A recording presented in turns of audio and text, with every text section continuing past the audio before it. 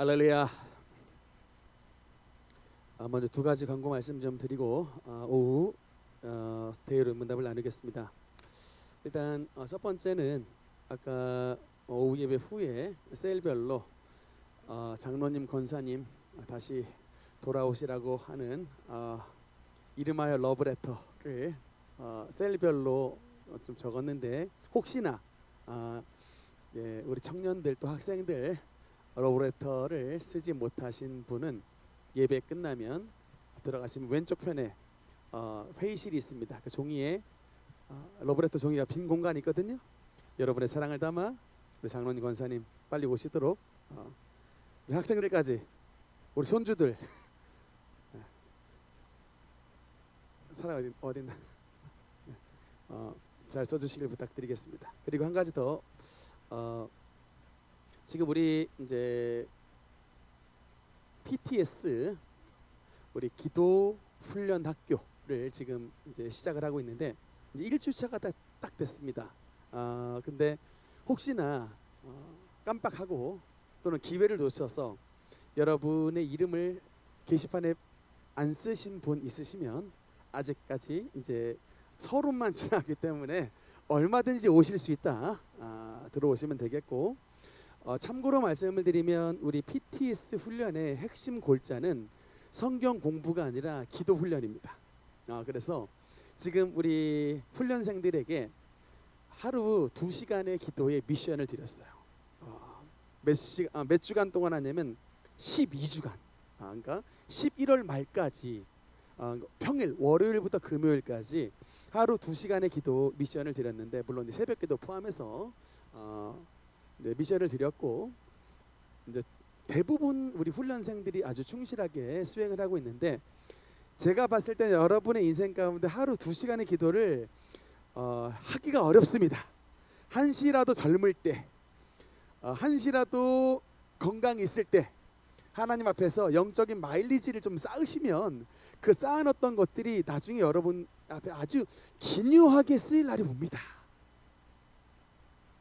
믿으시면 아멘. 아파가지고 맨날 머리 내밀고 주님 목사님 그냥 기도 좀 해주세요. 그냥 그거 말고 여러분이 쌓은 마일리지로 여러분의 연약한 성도들 또 가족들 기도해줘서 여러분의 손길로 우리 주님의 은혜를 참 이렇게 공급해 줄 수 있는 축복의 통로가 된다면 얼마나 기쁘고 감사한 일이겠습니까? 이번 그래서 이게 PTS는 훈련이에요. 트레이닝입니다. 트레이닝. 그리고 스쿨이기 때문에 이번 주에는 제가 스코어를 매기진 않았지만 이제 다음 주서부터는 이제 훈련생들은 중간고사, 기말고사 스코어를 보듯이 이게 스코어를 계속 하거든요. 그래야 여러분 이게 모든 경기는 방향이 있습니다. 목표점이 있는 거죠. 목표점이 있어야 그 훈련을 향해서 달려가기 때문에 이번 기도 훈련을 열심히 한 분들에게 선목사도 상급을 드릴 것이고 우리 하나님께서 베푸시는 또 놀라운 상급이 예비될 줄 믿습니다.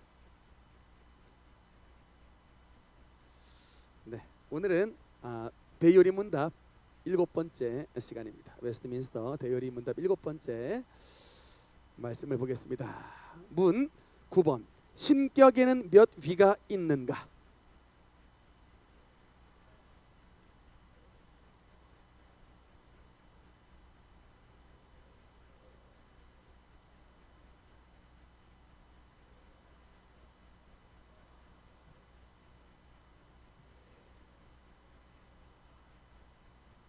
아멘. 한번 따라합시다. 삼위일체.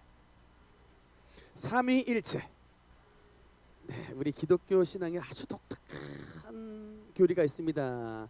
삼위일체의 신앙인데 한마디로 말하면 성부와 성자와 성령이 세 위격이 계신데 이 세 위격이 각각의 다른 분이 아니라 이 세 위격이 홀로 하나이신 하나님이시다라고 하는 참 영원한 참 비밀이면서 영원한 신비에 속해져 있는 말씀이 바로 삼위일체 교리입니다. 그런데 제가 여러분 이거를 좀 쉽게 설명을 해드릴 수가 있어요. 왜냐하면 우리 사람도요, 서충은도 사실은 하나님의 형상을 본받았기 때문에 삼위일체적인 존재입니다. 여러분 이게 자세히 살펴보면은 우리 인간을 세 부분으로 나눠서 말을 할 수가 있습니다. 서충은의 껍데기가 뭐죠? 육이고요. 그 다음에 그 지혜와 감정과 의지가 담겨져 있는 그 파트를 뭐라고 할까요? 혼이라고 하고, 그다음에 세 번째 서충은의 영 속에 하나님께서 거하시는 그 성령이 거하시는 그 가장 깊은 곳, 그것을 뭐라 그런다? 영에서 육과 혼과 영, 즉 말씀드렸지만 육체는 세상을 담는 그릇이에요. 우리가 눈으로 세상의 시각을 담고, 입으로 맛을 담고, 코로 냄새를 맡고 담고, 귀로 소리를 담듯이 우리의 육체는 그릇인데 세상을 담는 그릇이에요. 봄으로, 들음으로, 냄새 맡으로, 먹음으로 이 세상에 있는 것들을 담는 그릇입니다. 그 다음 혼은 어떤 그릇이냐?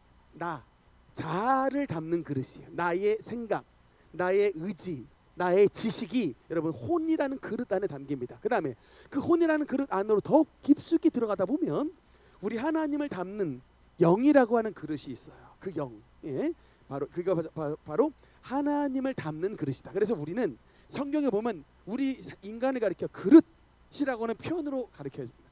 표현을 합니다. 그릇. 근데 왜 그릇이냐? 담기 때문에. 세상을 담고 나를 담고 하나님을 담는 그릇이기 때문에 우리가 이제, 근데 이 여러분 삼위일체의 존재인 게 뭐냐면 서충훈의 육체와 혼과 영이 따로 노는 게 아니라 완벽한 하나를 이루어서 가고 있죠. 이게 분열되지가 않잖아요. 육체 따로 놀고 혼 따로 놀고 영 따로 노는 게 아니라 완벽한 서충훈 하나를 이뤄서 움직이고 있잖아요. 마찬가지입니다. 성부와 성자와 성령이 각각 따로 있는 각각의 신이 아니라 삼위일체로서 완벽한 유니온, 완벽한 유니티를 이루고 있는, 그러나 위는 각각 다릅니다. 그래서 어쨌든 성부와 성자와 성령, 물론 이거 교리를 가르치려면 여러분 이거 몇 시간짜리예요. 이게 신학교에서 좀 배우지만 여러분에게도 몇 시간짜리로 이거 좀 강의를 해드릴 수가 있는데 힘드니까 뭐 이 정도로 간단하게 말씀을 드리고요. 중요한 파트는 이겁니다. 뭐냐면 영원한 하나님이시며 본체는 하나이며 권능과 영광은 동등하시나 그들의 위적 특성에 있어서만 다르시다라는 것인데, 뭐가 포인트냐면 권능과 영광이 동등, 권능과 영광이 동등, 이게 여러분 오늘 포인트입니다. 왜냐하면 가끔 이제 성경을 잘못 가르치시는 분이 있는데 이렇게 가르치시는 분이 있어요. 하나님 아버지가 제일 크고 예수님이 두 번째고 성령님이 세 번째다, 이렇게 가르치시는 분이 있어요. 맞다 틀리다? 왜 틀릴까? 여기 권능과 영광이 뭐다?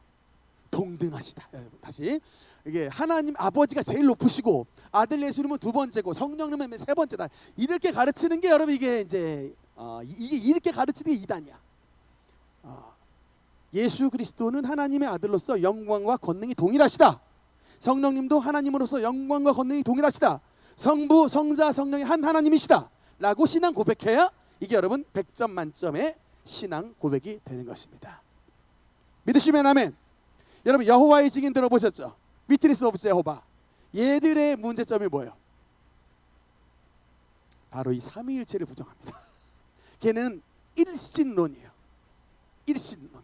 그러니까 여호와의 증인이지, 그 말은 뭘까? 예수나 뭐 성령은 이거는 그냥 잔짠부리, 이거 별로 의미 없는 거다. 우린 여호와 유일신, 단신론, 이렇게 가르치는 애들입니다. 모르셨죠? 네. 여호와의 증인이 그래서 이단이다, 여러분께서 이렇게 이해를 하시면 되겠고요. 제가 삼위일체의 성경적인 증거를 대봐라. 이단들이 말해요. 야, 성경에 삼위일체가 어디 나왔어? 삼위일체 단어가 성경적으로 어디 나왔어? 딱 얘기하면 갑자기 그 질문을 받는 순간 꿀먹은 벙어리가 돼버립니다.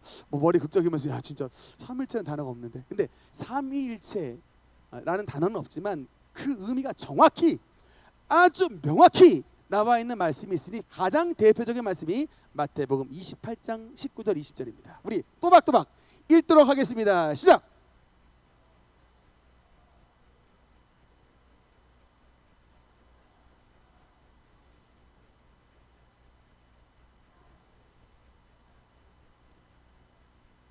아멘. 여러분 너희는 가서 모든 족속으로 이제 지상 명령인데 모든 족속으로 제자를 삼아 세례를 준 다음에 누구의 이름으로 세례를 주라.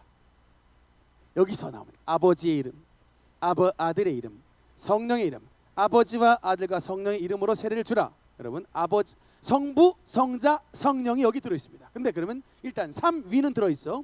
일체. 삼위는 일단 아버지와 아들과 성령이라고 삼위는 들어 있는데 일체가 어디 있어요? 힌트를 드리겠습니다. 이름으로요. 영어 파트로 보겠습니다.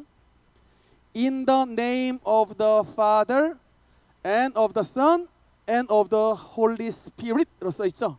핵심 파트가 뭐냐? In the name입니다. In the names가 아니고요. 셋이면 복수 써야죠. 그렇죠?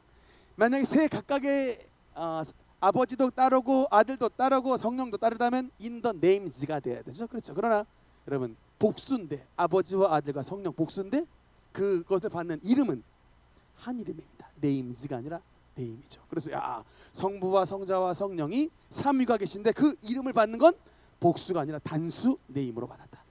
이렇게 설명하면 바로 이단은 도망갑니다. 이단은 바로 쟤들 안 되겠다. 성경 너무 잘한다. 쟤들 지축 능력교회 성도다. 아멘. 네.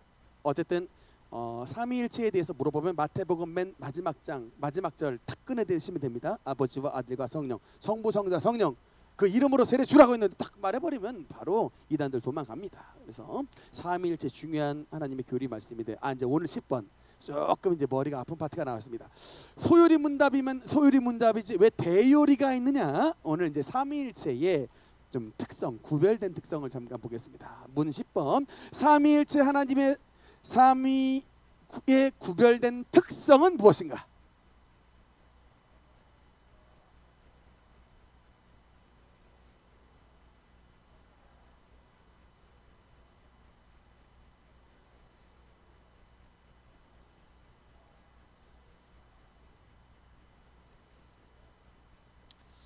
여러분 이거 읽으셨는데 무슨 말씀인지 아시겠습니까? 읽으셨는데 지금 읽었잖아요. 이거 무슨 말이에요? 일단 천천히 한번 제가 해설 한번 해드려 볼게요. 영원부터 성부가 성자를 낳으심은 성부에게 고유하며 그다음 성자가 성부에게 나신 바 되심은 성자에게 고유하고 성령이 성부와 성자에게 나오심은 성령에게 고유한 것이다. 일단 이렇게 말씀이 나오는데 이게 도대체 무슨 말이냐? 제가 이걸 좀 약간 정리를 좀 했습니다. 뭐냐면 일단 삼위일체의 성부, 성자, 성령이 하나님이신 것은 맞는데 어떤 관계가 되냐? 일단 성부는 기준이세요. 근데 성자가 누구냐면 성자는 성부에게서 나셨다. 이게 birth, 나셨다. birth의 관계고 그다음에 성령님은 성부와 성자에게서 나오셨다. 발진. 그러니까 이제 나셨다는 발출, 나오셨다는 발진에서 프로그레스의 의미인데 여러분 지금 이게 뭐 수수께끼 같은 이런 말 때문에 동서교회가 나뉘었어요. 저 성령의 발진에 대한 교리의 차이로 성령님이 아버지에게서 나오신 것은 맞는데 성령이 아버지와 아들에게서 나온다라고 가르치는 것은 서방의 교리고 동방 러시아 정교회 같은 데는 성령님이 나오시는데 성부에게서 성자를 거쳐서 거쳐서 오신다. 이렇게 약간 그냥 예수님은 일종의 통로처럼 말을 했거든요. 근데 여러분 잠깐 이 파트에 그러면 서방 쪽이 맞을까 동방 쪽이 맞을까? 성령을 보내시는 주체가 예수님이 들어있을까요? 그냥 통로만 될까? 여기에 대해서 우리가 말씀 잠깐 하나 보겠습니다. 요한복음 15장 26절 말씀 한번 읽겠습니다. 시작. 내가 아버지께로부터 너희에게 보낼 보혜사 곧 아버지께로부터 나오는 진리의 성령이 오실 것이요. 아멘. 여러분 딱 요한복음 15장 26절 말씀해 보니까 내가가 누구예요?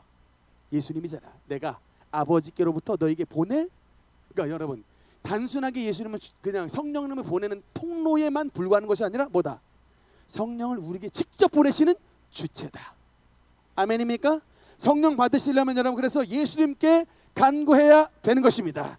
아버지와 아들 성자께 간구를 해야 되는 거예요. 그래야 주님께서 내가 아버지로부터 너에게 보낼 성령이 서방의 교리가 맞다라는 것을 성경에서 분명히 말씀을 하고 있습니다. 그다음 그게 바로 이제 발진설에 대한 참 간단하게 말씀을 드렸고, 두 번째 발출, 이게 파트가 이제 조금 우리의 머리를 아프게 하는데 잠깐 이거 보겠습니다. 여러분 이게 지난번에 제가 초대교회사 나눌 때 이 인물을 잠깐 말씀을 드렸어요. 한번 따라하실까요? 아리우스. 여러분 그 이집트에 가면 기독교 가운데 콥틱이라고 하는 기독교가 있어요. 매우 신실하게 믿는 매우 신실한 신앙인이고, 현재도 여러분 이집트에서 콥틱교의 신자들이 대부분이에요.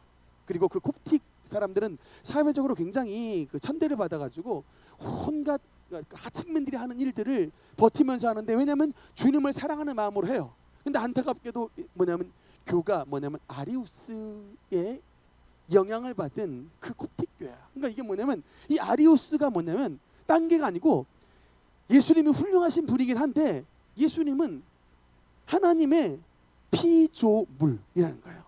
그러니까 예수님의 아리우스는 뭘 부정한다? 신성을 부정하는 애들이야. 여기서 나온 애들이 여호와의 증인입니다, 여러분.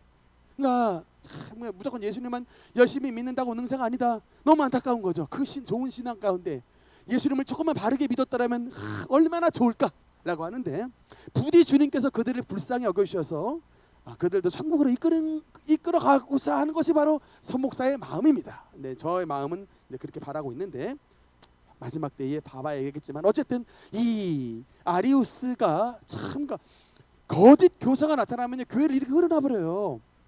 예수님은 하나님의 피조물이다라고 가르쳐가지고 그 근거의 말씀 한번 보겠습니다. 여러분 근거 말씀을 잠깐 보면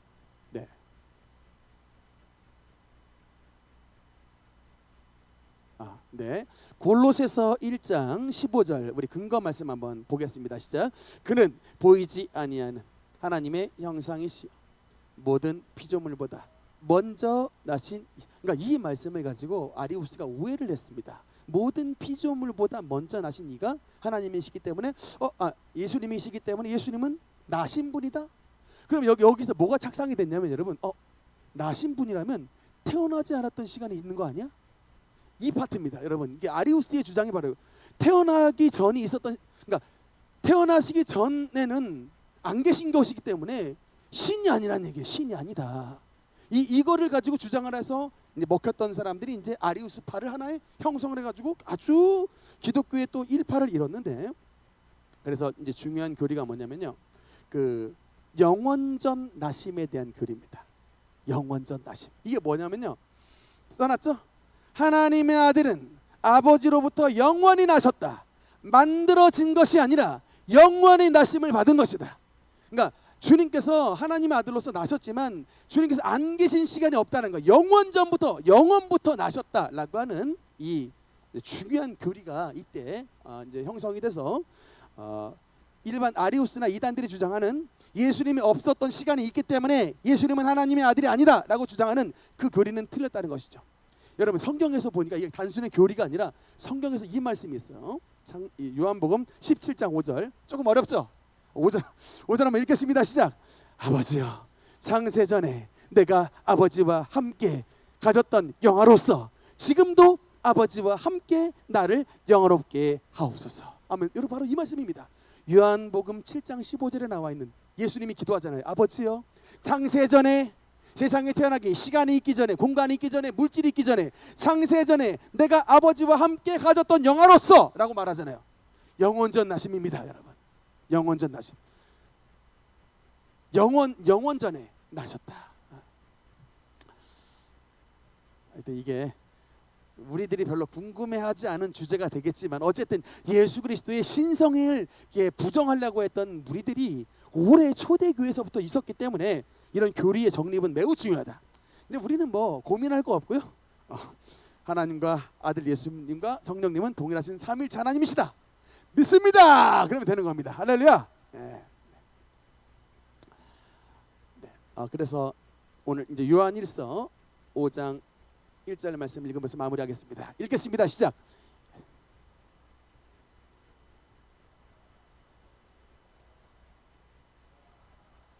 사랑하는 자마다 그에게서 난 자를 사랑하느니라. 아멘. 여러분 이게 말씀드렸잖아요.